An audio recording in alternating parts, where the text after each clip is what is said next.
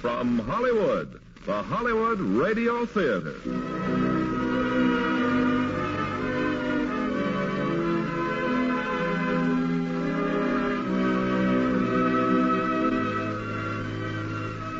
Starring William Holden and Alexis Smith in Submarine Command. Ladies and gentlemen, your producer, Mr. Irving Cummings.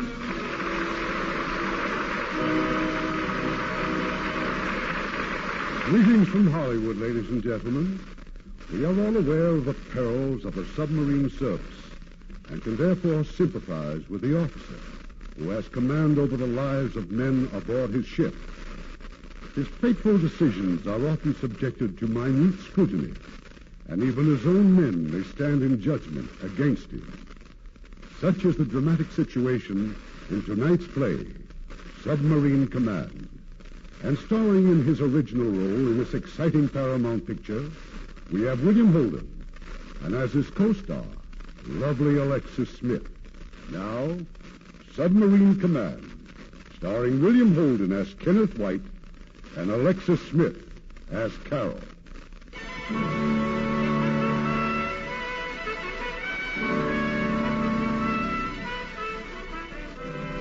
If you've ever been to San Francisco, you may have seen the United States Navy Yard at Mare Island. When the war ended, scores of submarines, battle-scarred veterans of the Pacific, tied up at Mare Island and became part of our mothball fleet, the Submarine Reserve. This story is about one of those ships, the USS Tiger Shark, and one of her men, Commander Kenneth White. About a year ago, Commander White had reason for wanting to see his ship again. There was a sentry on the dock, but the ship was deserted, except for memories that refused to die. Well, you wanted to see her again? What are you hesitating for? Go on. Look around if you have to. But it won't make any difference. It's over. You finally know that. It was over that day 6 years ago. Look around and remember. She was never your ship anyway. She was Josh's ship. She always will be. It's funny how things can start with nothing and then pile up so fast it's hard to remember them in any kind of order. I've turned and twisted them 1,000 times looking for an answer that never comes. That afternoon, that 13th of August, 1945, the enemy had just about given up at sea. All we'd seen for days was empty ocean, gray, calm, and deserted. Not a hint that the first piece of my private jigsaw puzzle was about to drop into place. We were taking a surface run. Josh and I were on the bridge. The usual small talk. Looks like a nice day for a swim, huh? Oh, you wouldn't like it, Ken. That water's about 50 degrees. Well, that's what we call warm back in Michigan. Oh. Down in Kentucky, we chop it up and pour bourbon over it. Permission to come on the bridge, sir. Granted. Looks like we got some business. Plane from one of the carriers forced down on the drink. There's a pilot floating around in a rubber raft. Any bearings? 075 from Point Yoke, about 15 miles from us. All right, let's start looking for him. Come right to 310, all ahead flank. Come right to 310, all ahead flank. We picked up the pilot about an hour later. He'd been floating around since morning, suffering mostly from an acute case of boredom. Josh turned him over to me, and I fed him and clothed him, and then took him to my quarters to complete the report for the log. You mean to tell me you're the executive officer and they hand you a room like this? That's right. What's your full name? Mars, Peter J. How can you move in this telephone booth? Now, let's see. We were talking about Australia. You were talking about Australia. On the level, you never been there? Nope. Oh, brother, you've been cheated. My advice to you is sue. Look, I've got to finish this report. Serial number. 837661. There was a little whack in Sydney on special duty. Ooh, talk about war effort. What ship? Ticonderoga. Hey, how can you sleep in a box like this? You know, this is the sort of punishment they should give strictly to academy guys. I'm an academy guy. Okay, so I'll kill myself. What happened to your plane? Went inland after a zero. I didn't have enough gas to get back to the carrier. You get to zero? Well, Natch. Not only did I... Hey, what have we here? A girl's picture, huh? To Ken, all my love forever, Carol. Hey, that's a very pretty wife you got. She's not my wife. Well, why not? When did you have your last physical? I think you're minus your corpuscles. No, I just couldn't pin her down. Got a mind of her own and a career. Big advertising job in San Francisco. Well, all the better. Friend, if I had a girl like that, I'd get a license and marry her during lunch hour. You know, I think you would. Hey, Ken, some gin rummy later? Yeah, if I'm still awake. Oh, what a life. You mean all you guys do is loaf around here with nothing to do but pick up flyers and play a little gin? Occasionally we do other things. 18 Jap ships. 18? Well, I take it all back. You're a real bunch of gunslingers. Yeah, all except me. I just reported aboard. No action at all? I was in New London most of the time, then 3 cruises on the Starfish. I didn't even see a Jap. Oh, well, what's the difference? The war's practically over. In a couple of months, we'll all be sitting in some noisy saloon drinking that dirty old whiskey and watching the girls wiggle by. Tell me something, Morris. Sure. You ever think of anything but dames? Now, let me see. No, never. Nothing but dames.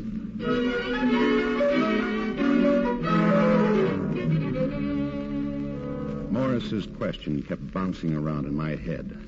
No action at all? He'd laughed it off. He could.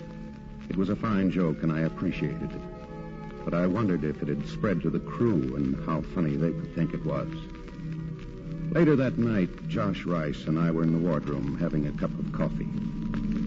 How was it topside, Ken? Oh, nice, calm, peaceful, full moon. Feels like the war's over already. My guess it is.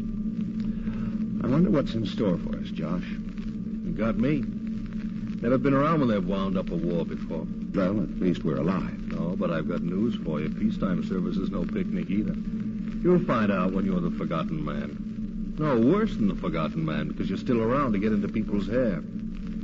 Find yourself stuck with dull office jobs and paperwork. You'll see people out of service making big money. And all you'll have is the knowledge that if the country needs you again, it'll need you desperately. Well, that's something. If you're a naval officer, that has to be everything. Don't kid yourself, boy. From here on in, it'll take plenty. Well, I better get this letter off to Alice. Oh, give her my best, will you? Yeah, sure. Wonder where I'll mail this from. Captain speaking. Very well, I'll be right up. Station a tracking party, Ken. Sighted some Japs, and I think we've got business. I'll take over, Carlson. Yes, sir. 1 tanker, 2 small freighters, and 2 escorts. Probably our last shot, huh? All right, let's get going. Battle station's torpedo. Battle station's torpedo. Aye, aye, sir.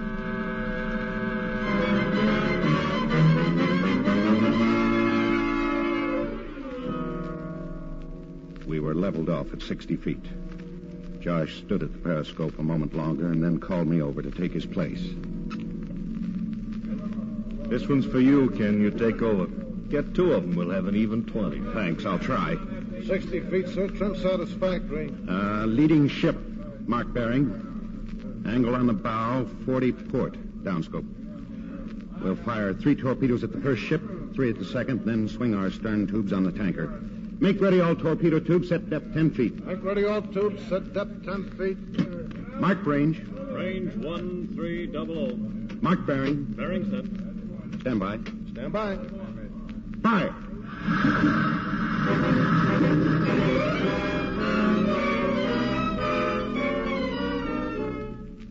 We got both freighters, but the tanker had turned and was heading for the shallow water, closer to shore. Take it easy, Ken. You got 19 and 20. That's all I asked. What about the tanker? Oh, we'd need wheels to catch her. Let's stick around till those escorts clear out, and then we'll surface, see what we can pick up. Maybe we'll find somebody who'll tell us the latest Japanese news. We surfaced at daybreak. Josh, Carlson, Boyer, and I went on the bridge. In the distance, we spotted some of the freighter's survivors. And then suddenly a dive bomber was coming at us from out of the clouds. Watch it, Captain. Machine guns. Get below. Get below. Boy, that was close. Hey, where do you suppose that plane was? Captain Rice. Hey, Captain. Hey, look, he's bleeding. Get on the ladder, Boyer. Stand by to dive. Dive. But the captain, he's been hit. I told you to get below. The captain's been hit. It's too late. We're diving. Take her down to 100 feet.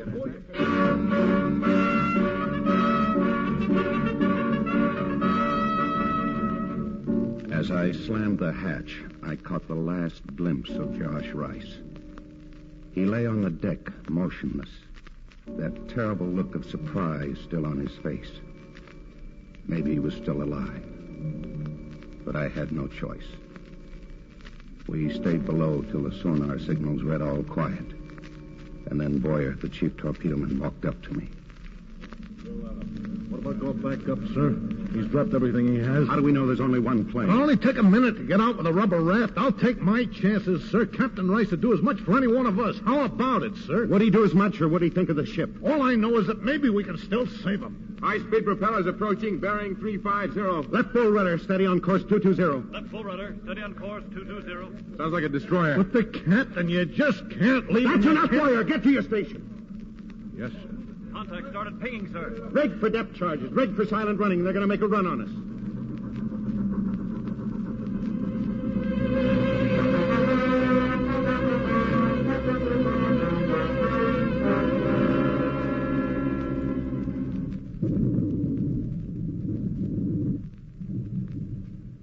We sat there, taking everything they could drop on us.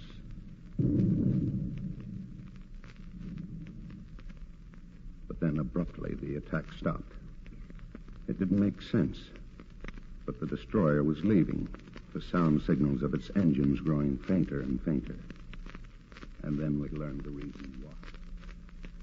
The Japs have surrendered, sir. I just got word in the radio room. They surrendered. The war's over.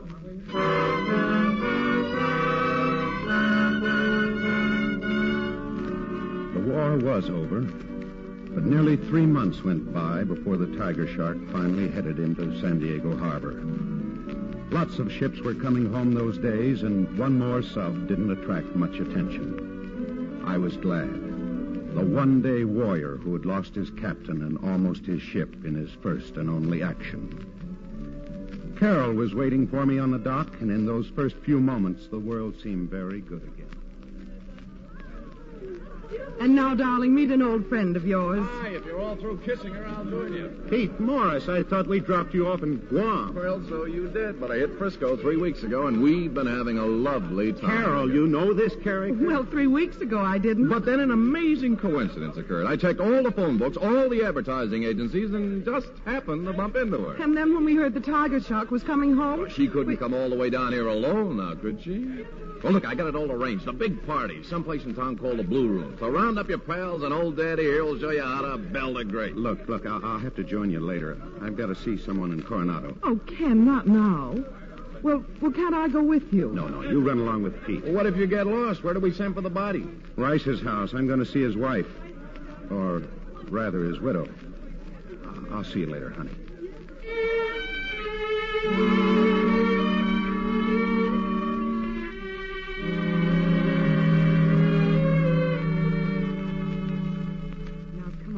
Ken, please. Sit down. As soon as you phoned, I broke out the rum. Only proper welcome for the sailor home from the sea. Now tell me, how does it feel? Well, I don't know yet, Alice. Have you seen Carol? Yes, she was at the dock. Oh, my goodness, what are you doing here if she's in town? Well, for one thing, we wanted you to have this from the Tiger Shark. Your commissioning plaque. Commander Joshua Rice, Jr. That's very thoughtful of you, Ken. But shouldn't this stay aboard the ship? She's going in the mothballs next month. I'm very grateful, but I'd rather have it on board where it belongs. I haven't hurt your feelings? No. You'll explain to the others? Sure. There was another thing, Alice. I wanted to tell you what happened between Josh and me. Nothing happened. But you haven't heard. But I have all about it. How you went back and the hours you spent searching for But it. did you hear I could have stopped the dive? I heard that you might have lost the tiger shark if you did. Everyone on board would have been glad to take the chance. Everyone but me. Ken, now stop it. Maybe it's a good thing you did come here after all. You see, I not only know what happened, but I think I know what you've been going through. Evening, Alice. Dad, Ken, this is Josh's father, Lieutenant Commander White, Admiral Rice. Glad to see you, White. I've heard a lot about you. Thank you, sir. Alice give you a drink? Yes, sir. You're lucky. I have to make my own. Ken and I have been talking about Josh. He thinks that maybe people are blaming him for what happened. That's nonsense. I wish I could say the same, sir. Why can't you? Naturally, everybody wanted to go up for Josh. But it was your job to stop them. Sometimes it's harder to do the right thing than it is The courageous thing, sir? Were you afraid? No, sir, I don't think so. Neither do I. And if you'd have been up there instead of Josh, he would have done exactly what you did. Thought of the ship first. Isn't that so? I suppose it is, sir. The war's over, Ken. Forget the tiger shark. Now go and find Carol. Make her glad you're home. Be glad yourself. I might do that. Promise? That's an order, White. Yes, sir. Good night. Good night. Well, what are you doing? Getting the cards, of course. You didn't think I was going to let you keep that $3.85, did you? Sit down. Hi, Todd.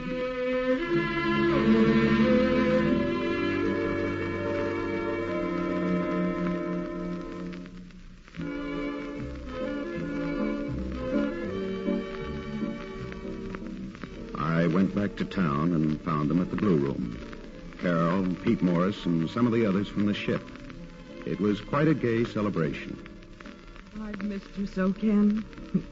Either that or my blood's thinning out. Hey, that sounds serious. Let's stop dancing and talk about it. You just come with me. Oh, I've got a present for you. Here. What do you call that? It looks like a tooth. Well, that's just what it is. From a female aardvark. It's an African love charm. Did you know that the average aardvark has 63 children? And that's just average? Say, where'd you get that thing? Around the corner, one of those crazy joke stores. The man said that in Africa, when a girl wants to marry somebody, she just drops the tooth in his pocket. Like this. It's pure magic. And what if he refuses? Then he's eaten by a crocodile a week or so later. Real cast-iron guarantee, huh? I hope so. Ken, I've quit my job, given up my apartment, and bought all sorts of luggage. And what does that mean? I don't want a crocodile to get you. Well, in answer to your proposal, we'll give it a try for about 30 or 40 years. Oh, Carol, I love you.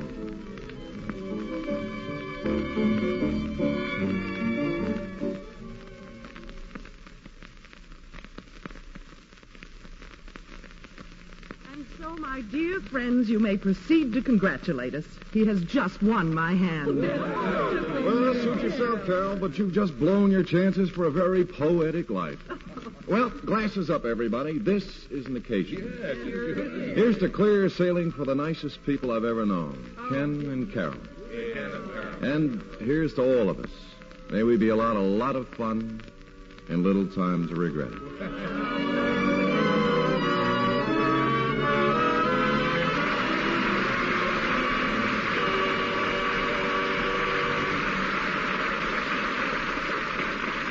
In a moment, we'll continue with Act Two of Submarine Command. Make a friend, and you make an ally. There's a thought for you to keep in mind, as many another American has. Dr. Frank Laubach kept it in mind and devoted his life to helping others. He first went to the Philippines as a missionary in 1915, and some 10 years later went to live among the then primitive Moros.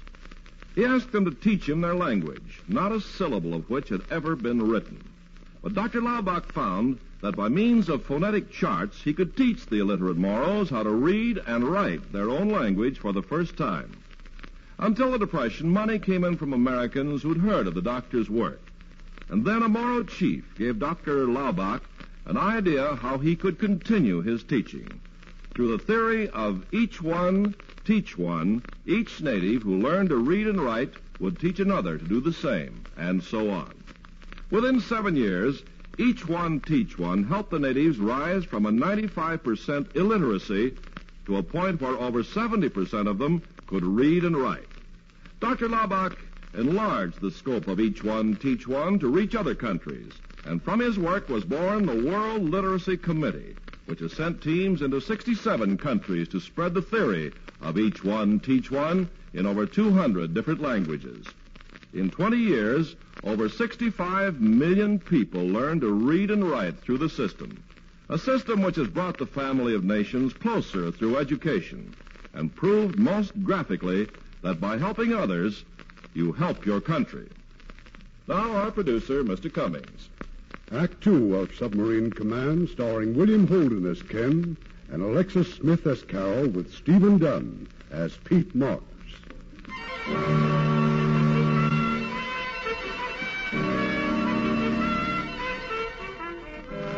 Carol and I were married that week, and in the years that followed, the war faded into the past, and I kept busy in the present. I was stationed now at Mare Island under Josh's father, Admiral Rice. I was in maintenance, a cross between a storekeeper, a janitor, and a complaint adjuster. Morning, sir. Quarterly material report, monthly inspection, and requisitions for paint and brooms. 9 copies each. Brooms.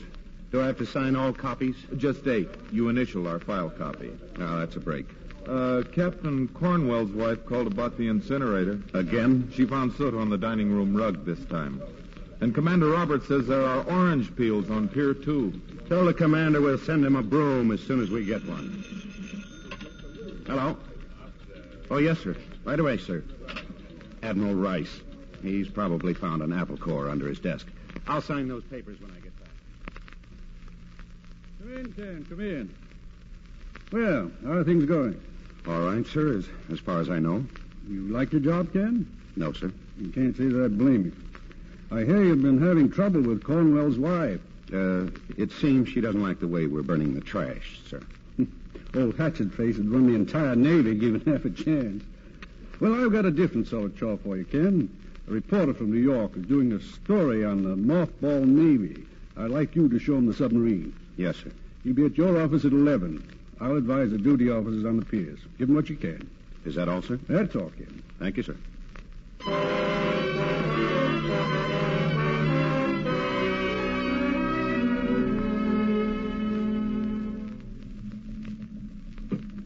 Well, there they are, Mr. Gavin. 64 submarines, all nicely done up in mothballs. It's $6 million apiece. That's close to $400 million, Commander. That's right. Why don't you junk them? Let the taxpayers get something back for their money. Well, what if we should need them again?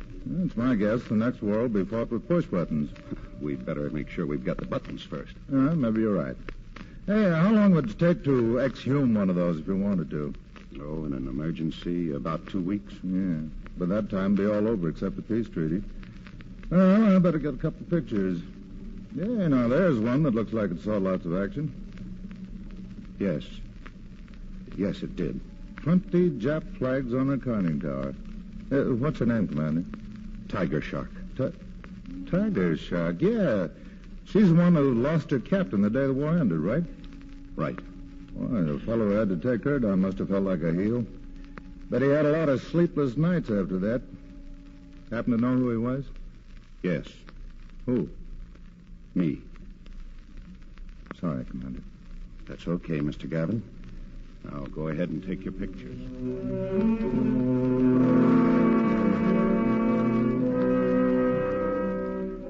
He was right. That officer must have felt like a heel. Who'd I been kidding? I was still the one-day warrior who lost his captain in his only enemy action. And then just before you got home, darling, Pete Morris called. He's coming over for dinner. Hasn't he got any other place to go? Ken. Oh, I know. Poor, lonely Pete, grounded on the very tough duty of teaching naval ROTC. All right. I'll call him back. Just tell him I've got jaundice. Just what have you got? Nothing. Something happened today, didn't it? What makes you think so? I can tell. All right, I'm fed up. With what? With being a clerk and a janitor and a glorified errand boy, with lots of things. Ken, why don't you change your job? Oh, sure. Just call the chief of naval operations and tell him I'm bored. I can't change jobs, and you know it. I'm in the Navy, remember? I could hardly forget it. And you can hardly forget that you gave up a $300 a week job to marry me, can you? Finish your drink, Ken. I'll go in and set the table. Carol hadn't deserved that. Not any of it. I wanted to apologize, but I didn't know how. So, like every husband, I hoped that a gift and a party at the club might substitute for the words I couldn't find. I planned it for the following night. The next day at the office. More signatures for you, sir. Oh, and a couple of other items. Well, like what? Well, there's a new chief outside reporting for duty, and a call from Parsons at the reserve fleet.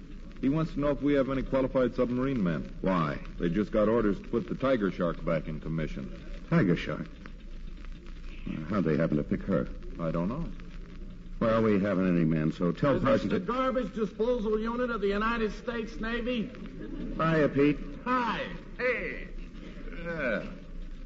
What's this on the desk?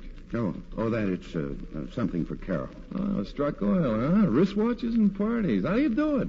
Because I'm an honest working man and not a playboy at the university like you. Yeah, I guess you're right. Teaching naval ROTC is a lead pipe cinch. No courses to give out except navigation, gunnery, engineering, naval history, naval customs and traditions, communications, and ship handling. 2 or 3 afternoons a week drilling, 1 night a week with a naval reserve unit, 2 nights preparing examination papers, 3 nights correcting them, and 8 nights and Sundays trying to keep ahead of my students, most of whom are not sure they want to be in the Navy in the first place. Yeah, and in my spare time going to parties like yours. Well, you ready to leave? No, I can't, Pete. I've got some calls to make. I'll see you at the club. It's all right. Beg your pardon. That's all right. Come in. Chief Torpedo Man Boyer reporting for duty, sir. Boyer. Well, where'd you drop in from? San Diego, sir. Oh, Boyer, you remember Commander Morris, the pilot we picked up? Hey, it's good to see you, sir. Hey, I thought you'd be retired by now. Maybe it's time I thought about it, sir. Well, sit down, Boyer. I'd like to... Excuse me, sir. I've just decided to request a transfer to another department. Why? You should be the last person in the world to ask that, sir. All right, Boyer. Report to the reserve fleet. Lieutenant Parsons. They've got just the job for you. Yes, sir. Thank you, sir.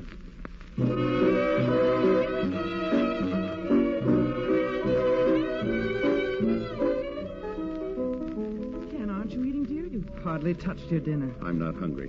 I think the orchestra's better this year, don't you? They're a bunch of plumbers. That was a good band at New London. New London, that's the place. Just a couple of hours out of New York. You can run in for a few chorus girls, see the shows, big league baseball. Has the season started? Oh, sure, last week, Carlson. I guess Brooklyn will win again, just like last year. The Yankees beat their brains out.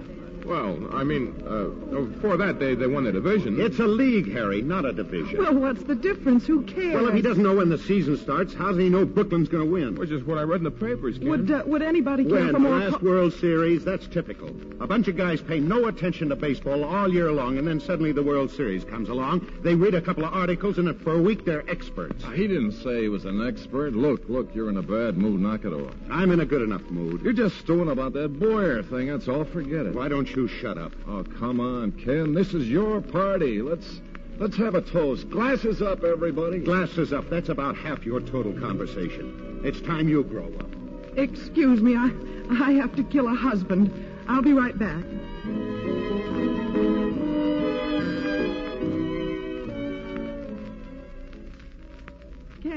Ken, wait, please. Now, what was all that about? Nothing. Well, you can't walk out this way. It's your party. I don't feel like a party. You did this morning. What happened? What's all this about Boyer? He doesn't enter into it. Ken, I'm getting sick and tired of these moods.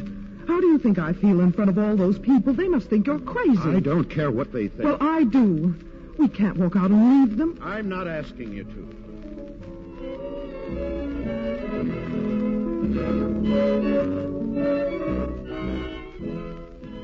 Well, Carol, what's new? Oh, he just has a headache, Pete. Is there anything so wrong with having a headache? Not if you don't have too many of them. I'm going after him. Good night, Pete.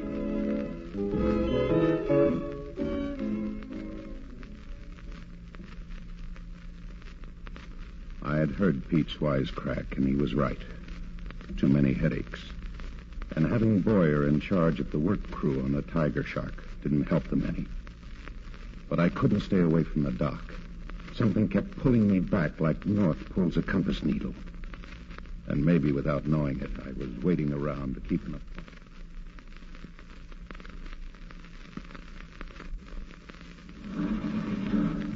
Well, how's you look, Commander? We're sure making progress. Yeah. Another week you'll be ready for dock trials. Yeah, so you told me yesterday.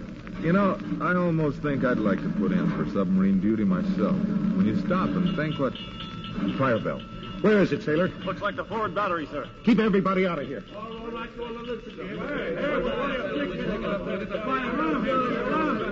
Oh, Ken. Where is it? Forward battery room. We've got it isolated, but there's a man in there. You, Stillman, get an asbestos and some CO2 cylinders. They're bringing them down the hatch now, sir. There isn't time for that. Open that compartment. Stand back, Boyer. You'd last about 30 seconds in there. There's a man in that room. He'll have to take his chance. Like Captain Rice took his chances, I went by the book once with And you. you'll go by the book again. Now get that suit on. Stillman, Adams, bear a hand on that suit. The rest of you stand by with that hose here.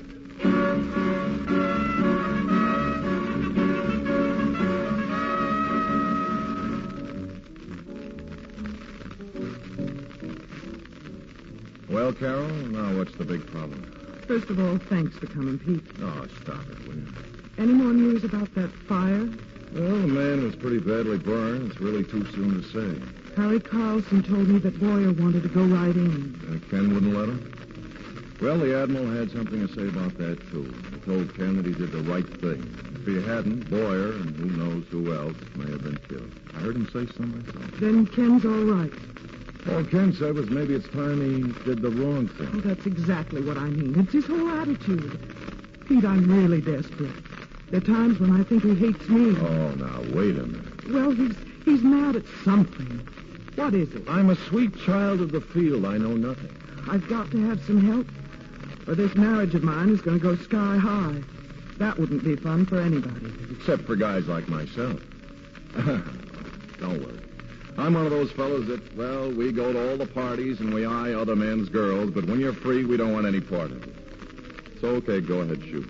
Well, what do you think about Ken seeing a psychiatrist? Anybody who sees a psychiatrist ought to have his head examined. Joke. No joke. I know it sounds silly, but I've even thought about Ken quitting the Navy. What's so silly about that? Then it is the Navy. You do know something. All I know is that your marriage is headed for the rocks. Now, it isn't in the home, so it must be in the job. Get rid of the job. You honestly think that would help? I think it's the only solution. Tell him to get busy and look for something. Or better yet, you have the contacts. You promote something. Oh, he'll do fine. You'll iron out this beef between you, and you'll both live happily ever after. That'll be $25 for it. I think I'll have a cocktail after all. Good. You know, now that you're happily married again, I'm getting very interested in you.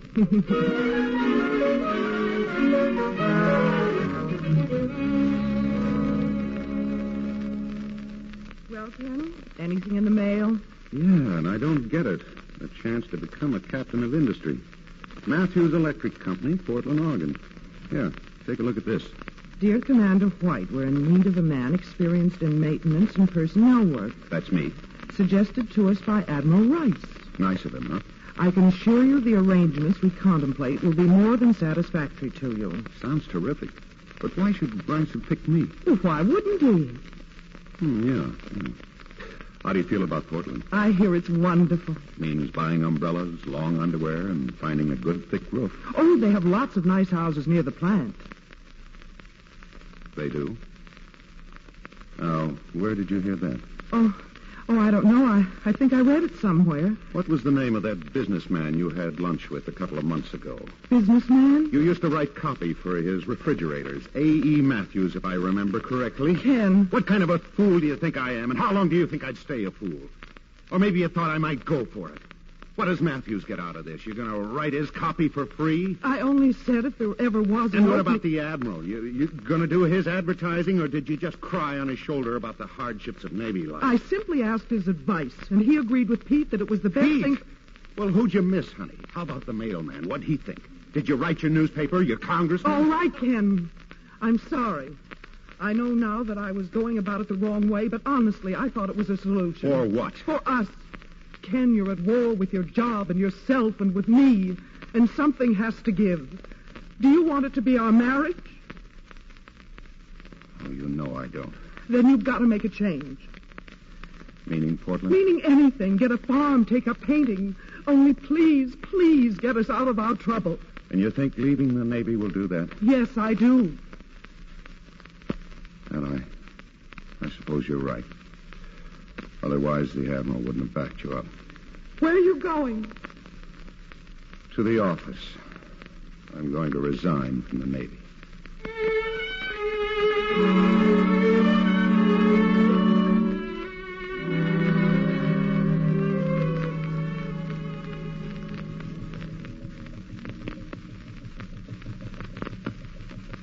Hi. I guessed I'd find you down here at the dock. I thought I'd have a last look at the tiger shark. You, been waiting long? Quite a while. Who were you talking to? The sentry said that no one was aboard. I wasn't talking to anyone, just looking around. And thinking of Josh Rice and Boyer and... I'm sorry.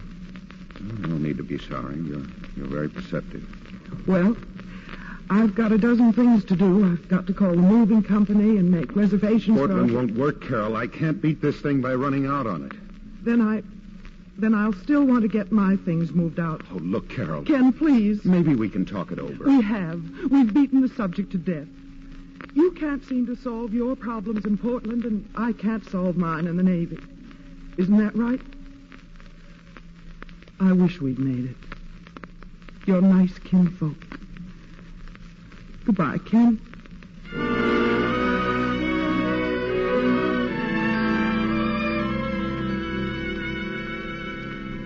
Ken, is that you? Come in. Oh, I'm sorry, sir. I left a letter on your desk. I'd like to take it back if I could. You'd better, because your resignation wouldn't have stuck anyway. Things have changed since I recommended you for that job in Portland. We've just had word that the North Koreans have crossed the 38th parallel. Oh? Will that affect the yard, sir? It will affect you. I've talked to the Bureau. Your orders are on the way. What kind of orders, sir? You're to take the tiger shark. Be ready for sea in 5 days.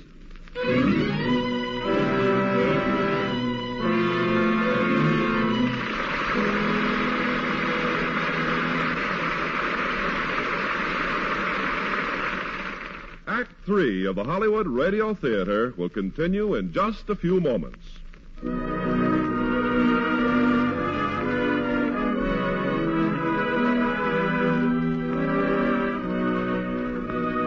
We pause now for station identification.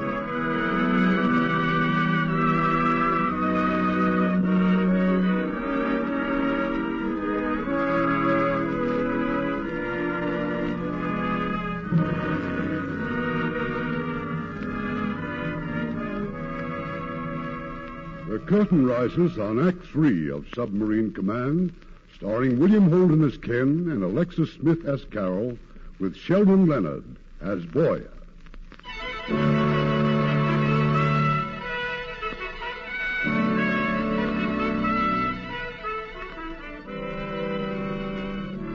Aboard the Tiger Shark, as we left for Korea, were two old hands.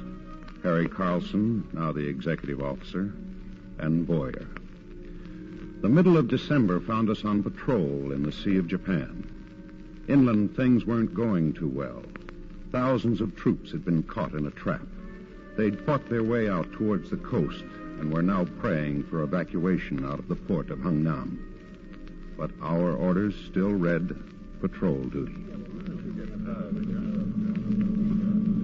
Uncle Sam sure sends you on long trips. 8,000 miles, brother. Yeah, but for what, Boyer? For lifeguard duty. It says so on the log.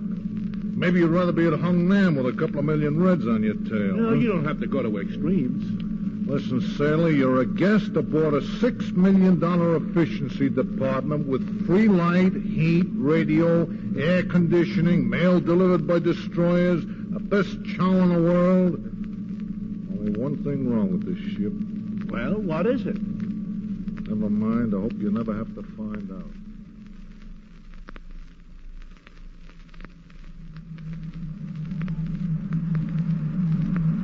news, Ken? Nothing yet.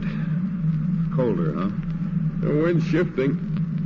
I'm about to lose both feet. Barton will be up in a couple of minutes to relieve you.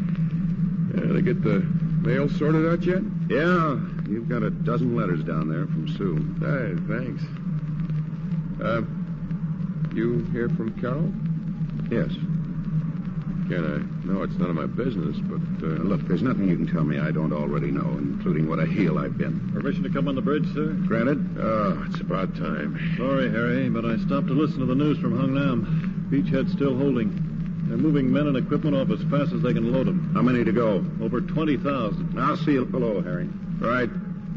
Now we're steering 355 true. Safety and negative are flooded. Ship's ready for diving.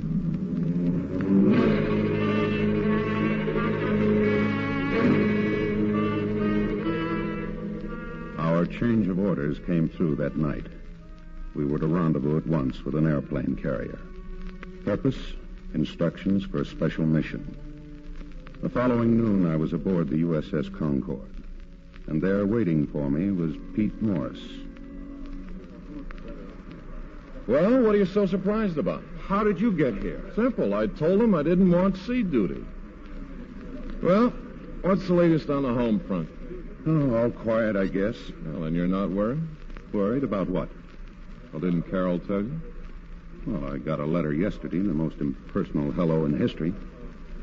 Tell me what? I think you better ask her. I'm asking you. You know, it's a funny thing. I seem to have left my Western Union card in my other suit. Now, come on, the Admiral's waiting. And so, with any luck, we should complete the evacuation of Hung Nam by Christmas Day. But here on the map is a prison camp. It's about 10 miles from the coast. In it, with some 200 other Americans, are Colonel Garson Walsh and his special intelligence team. We have reason to believe the colonel has information of tremendous value to us. What kind of information, sir? I don't know the details, but our orders are to free those prisoners. Paratroopers will effect the actual rescue. Now about our part. The only possible route for the paratroopers' planes is directly over Koyasan. But there are two big obstacles. Tell them, Commander. Yes, sir. Here at Point Nakomo, the enemy has a radar station, and here at Koyasan itself is a telephone center. Now, both installations will have to be knocked out before our planes can approach. And that's where you come in, Commander White. Tonight you will land two demolition parties from the Tiger Shark. One at Point Nakomo and the other at Koyasan. And when you've received signals of the success of their missions, you will then radio to me. You'll be given all further details by Commander Morris. He's going with you.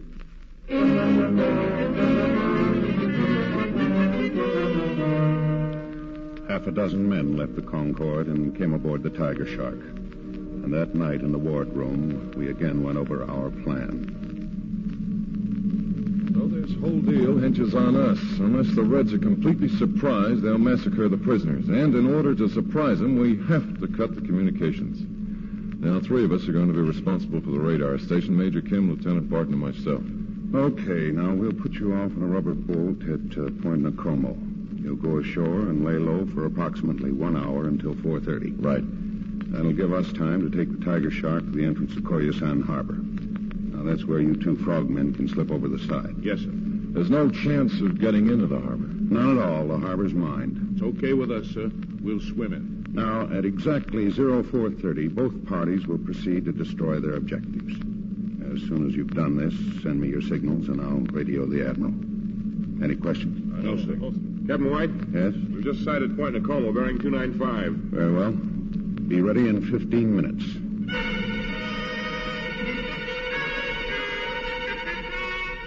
The three men left in the rubber boat. Pete, the Korean Major Kim, and Lieutenant Barton. And we headed south for Koyasan. That gave us a little extra time to brief the frogmen. You can drop us at the breakwater, sir. We'll have about 30 minutes to reach shore. 30 minutes is maximum. We'll do it, sir. Now, look, if you're late, if the Reds get one word that their radar station's been destroyed, they'll use the telephone center to spread the news. Now, once they're able to do that, our whole operation's cooked. All right, now what about the... Sir, Chief Engineer requests permission to secure the starboard main motor. What's the trouble, Boyer? Bearing's running hot. How long to fix it? Can't tell yet, sir. At least a half an hour. Mr. Carlson? Sir? Make all speed possible on the port propeller. Pull an overload if you have to. We've got 17 miles to go.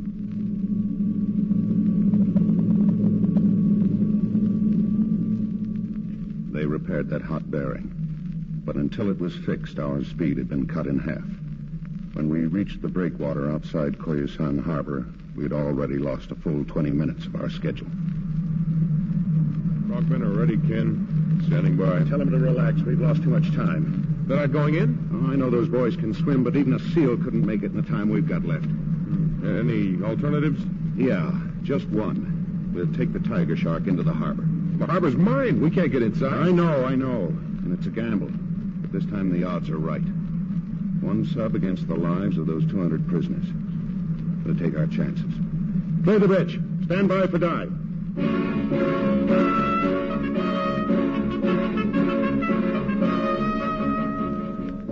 We went down to 40 feet. From here on in, all we could do was cross our fingers and rely on our instruments to get us through that minefield.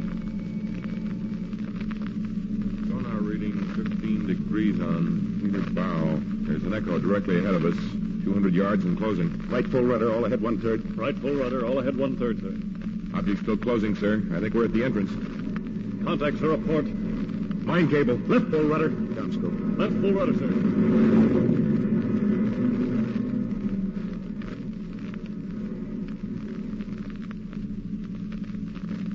Clear, sir.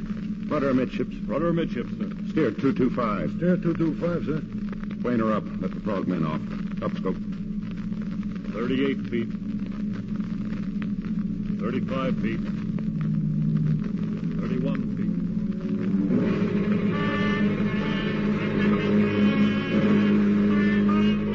We were less than 200 yards from shore. The frogmen slipped over the side and disappeared into the water. If they reached their objective, they'd signal back by flashlight. I looked at my watch. We were still 12 minutes behind schedule. Radio's just heard from Pete Morris. They've knocked out the radar station. That's half the job, but we're 12 minutes late. Well, what's the difference, Ken, provided the frogmen do as well? The difference is the planes with the paratroopers took off long ago. Unless they get the all clear to proceed, they'll turn back, and then we'll have to turn back. We just have to wait it out and see what happens. Did Pete have anything else to say? He said to tell you they'll try to make their way inland, that Major Kim knows that country. If they're lucky, they'll join up with the paratroopers. If they're lucky. And if I don't let them down, we've got to submerge. Secure the hatch. We'll watch the show through the periscope.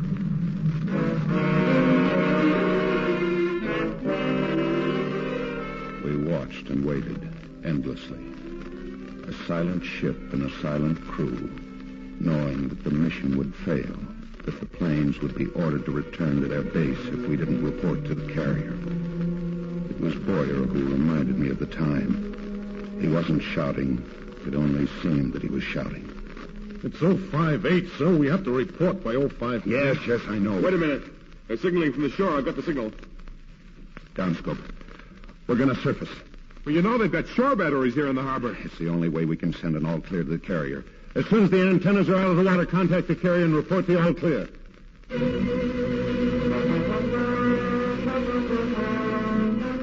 We got our message off, and then it started. First the searchlights from the shore pinning us down, and then the big stuff from the hills. We answered them with everything we had, but it wasn't enough.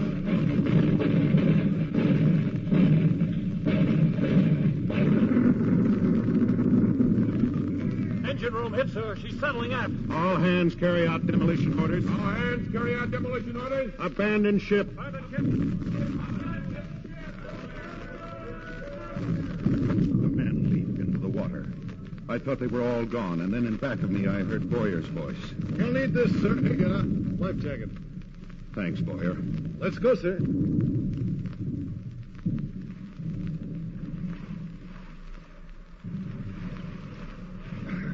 You all right, Captain? Yeah. She was a wonderful ship. Yeah. The best. Swim for shore. There's nothing else we can do. Pass the word. Yes, sir. Swim for shore. Pass the word. Ken? You hear what I hear? Hey, Sounds like paratroopers, sir. Right on schedule. And here come the jets. Hey, something tells me things ain't going to be so tough on that beach after all.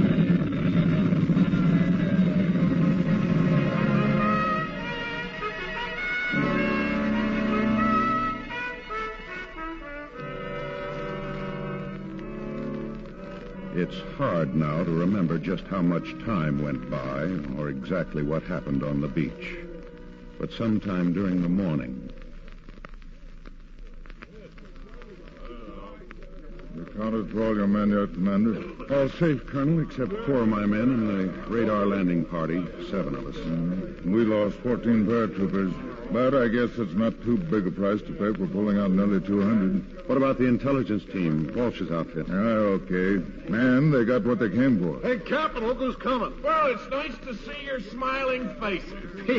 You made it, huh? Yeah, I kept telling him somebody'd be here to meet us. Well, you guys sure caught the last trolley. Oh, it was nothing, Mr. Boyer. Any hero could have done it. There he is, Major Kim of the South Koreans. Well, where's the tiger shark? Oh, she's gone. We ran into a little trouble. In a little trouble. He goes through a minefield, submerged. He lands the frogmen so close to shore you could plant a crop. He fights a battle with half a dozen shore batteries and gets sunk. Hang around, Commander. I'll get you something to eat. Thanks. Well, you listen to Boyer. Seems like you won a popularity contest. Yeah. All except 1 vote. 2 votes. What's that mean? Well, I promised Carol I wouldn't tell you because she thought it'd seem like dirty pool having all your trouble with Boyer and the ship and so forth. But I think now's a pretty good time. Your wife's going to have a baby. I said your wife's going to... Well, if you're going to stand there with your mouth open, you might as well shove some food in it. Come on, I'm starved.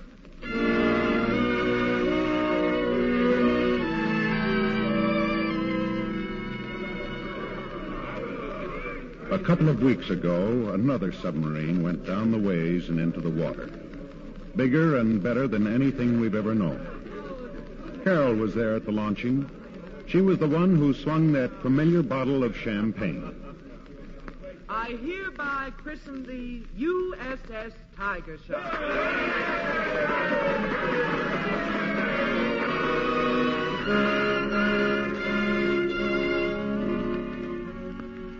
Say, I've got to admit that for one with so little experience, you sure knew what to do with that bottle of...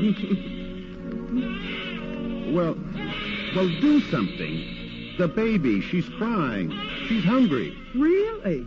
Well, now it's your turn to get some experience. Here's the bottle, Papa. Get going.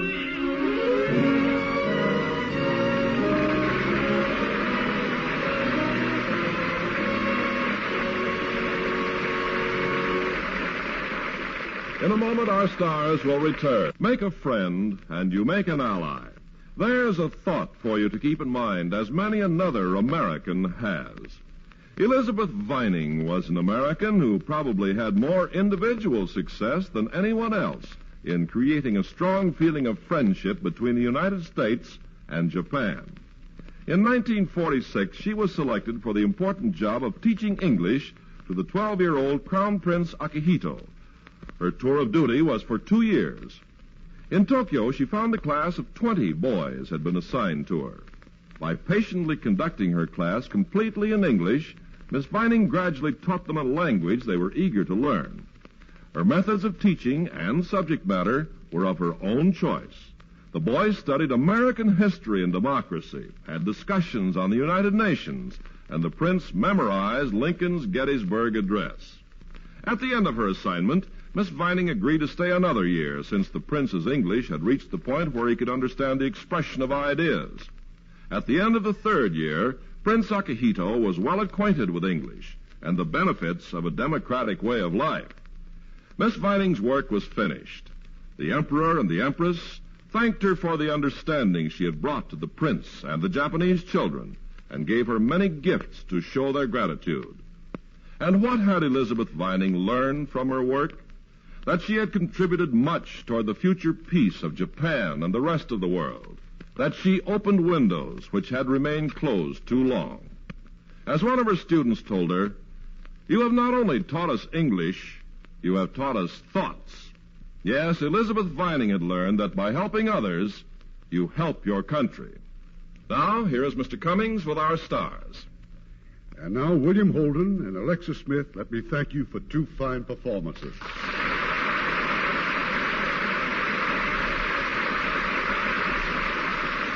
You know, whenever I congratulate the stars after the play, I think back to the early silent days when actors didn't receive screen credit. It was only when the fans wrote in and asked the names of the artists that they were properly identified. Of course, some of us didn't want to be identified. Sometimes today, they don't want to be identified either. Why, some of us have been known to sneak into the studio after our picture's been previewed. Oh, now you're just being modest, Alexis. I just saw your latest picture, and you were simply great. Well, as a matter of fact, Bill, I just saw your latest picture, and you were just sensational. Aren't we the coy ones?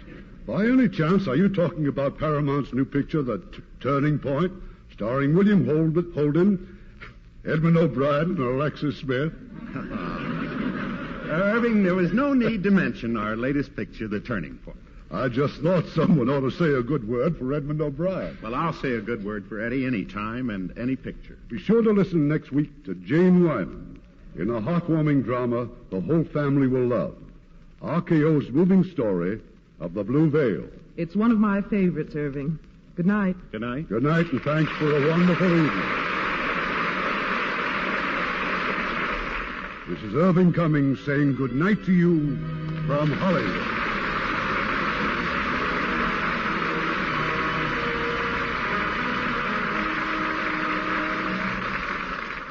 From Plymouth Rock to the war-crippled world of today, our nation has derived its greatest strength from its spiritual principles.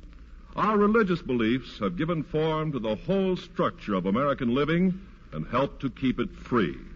Attendance at church or synagogue builds moral and spiritual character, both for the individual and for the community. Heard in our cast tonight were Stephen Dunn as Morris, Sheldon Leonard as Boyer, Lamont Johnson as Carlson, Larry Dodkin as Rice, Kay Stewart as Alice, Herb Butterfield as Admiral Rice, and Dan Riss, Robert Griffin, Herb Rollinson, Robert Bruce, and Eddie Marr. Our play was adapted by S.H. Barnett, and our music was directed by Rudy Schrager.